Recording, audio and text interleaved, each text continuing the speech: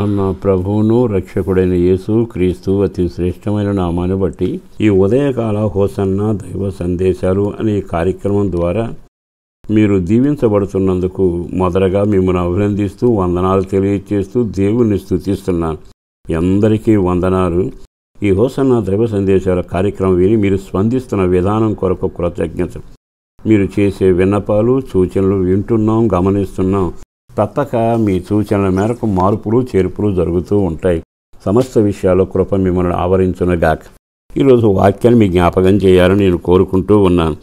అదేమిటంటే, మన జీవితంలో ఎల్లప్పుడూ ఉండవలసింది ఒక్కటే, మనలో కమ్ముకోవలసింది కూడా ఉంది. బైబిల్లో ఎక్కడ ఒక మాట చెప్పాలి.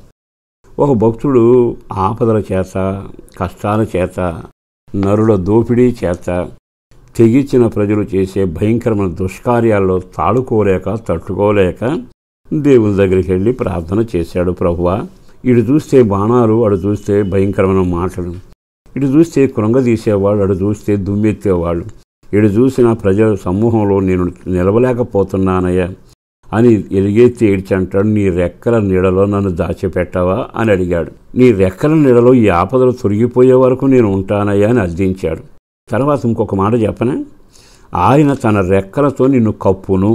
దేవుడు ఎంత ప్రేమ కలిగిన వాడండి. నీవు కప్పబడితే ఏ విపత్తు నీకు రాదు.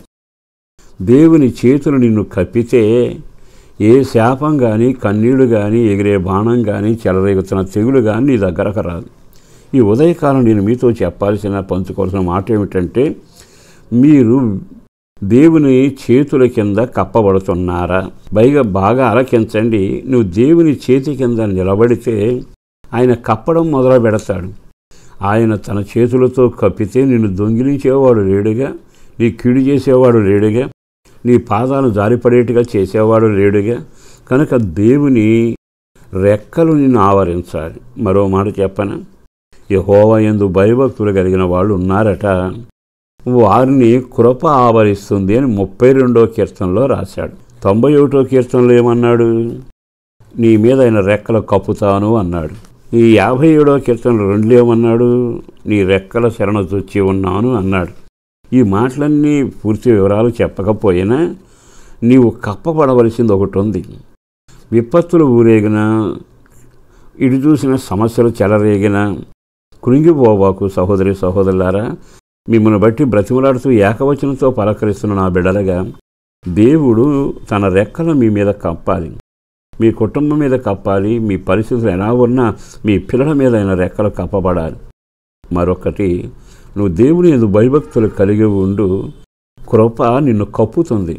బైబిల్లో ఉందిగా 32లో, ఆయన తన రెక్కలతో నిన్ను కప్పును. ఈ మాట విన్నాకైనా ఒక్క క్షణం ఆగి, కృప నిన్ను కప్పుతుందా? దేవుని రెక్కలు నిన్ను కప్పుతున్నాయా? మరో చక్కని మాట రాయబడిన మాట ఏమిటో తెలుసా?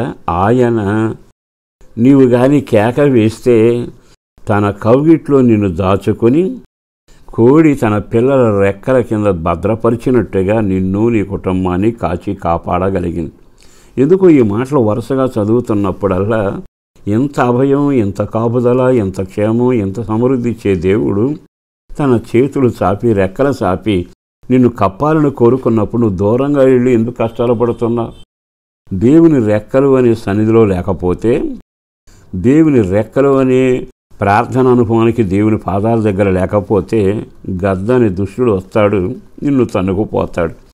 నీ ఆత్మీయ జీవితంలో నీకు నీవే సాతానికి దొరుకుతున్నావు. వాడు వచ్చి వెంటాడటం కాదు, వాడికి నువ్వు దొరికేట్టుగా వాడి దగ్గరికి పారిపోతున్నావు. వాడు సునాయాసంగా నిన్ను పట్టుకుని నాశనం చేస్తా ఉన్నాడు. ఓ పెద్దవాడిగా, సేవకుడిగా బ్రతిమలాడుతూ చెబుతున్నా, మీ ఉదయకాల ప్రార్థన దేవుని రెక్కలతో మిమ్మల్ని కప్పుతుంది. మీరు రాత్రి వేళ చేసే కుటుంబ ఆరాధన రెక్కలతో కప్పుతుంది. మీరు పాపాన్ని మానుకుని దేవుని సత్తుగా బ్రతకాలని, వాక్యపు నీడలో ఉండాలని వాక్యం వింటూ సన్నిధికి వెళితే మందిరపు నీడ నీ మీద ఉంటుంది. ఎన్ని చెప్పమంటారు? ఇలా చెప్పుకుంటూ వెళితే చాలా ఉన్నాయి. కనుక యేసు రక్తం ప్రతి పాపమును కడిగి నిన్ను కప్పి భద్రపరుస్తాడు. యేసు రక్తం కమ్ముతుంది, ఆయన రెక్కలు నిన్ను కప్పుతాయి, ఆయన కృప నిన్ను కమ్ముతుంది. ఇలా చెప్పుకుంటూ వెళితే చాలా ఉన్నాయి. ఆ భాగ్యం మీకు కలుగునగాక, మీకు క్షేమము విస్తరించునగాక. పరిశుద్ధుడును ప్రేమమడి నా ప్రభు వందనాలయ. అపారమైన నీ ప్రేమను బట్టి ధన్యవాదాలు. చేసిన మీరు కొరకు వందనాలు. చేయబోతున్న కార్యాల కొరకు ఆ కుటుంబ సభ్యులందరి మీద నీ చేతులు చాపండి, రెక్కలతో కప్పండి. ఇరుకు, కన్నీళ్లు, వేదన, ఒంటరితనం, ఓడిపోవటం, జారిపోవటం, నా రాత, నా కర్మాను పరిస్థితులను విడుదల చేయండి. ఆధ్యాత్మిక జీవితంలో పెంచండి, అద్భుతాలు జరిగించండి. పిల్లల చదువుల కొరకు, ఉద్యోగ, వ్యవసాయ, వ్యాపారాల కొరకును కావలసిన క్షేమం కొరకు ప్రార్థిస్తుండగా రక్షణ భాగ్యంతో నడిపించండి. యేసు పేరట వేడుచున్నాము తండ్రి. ఆమేన్.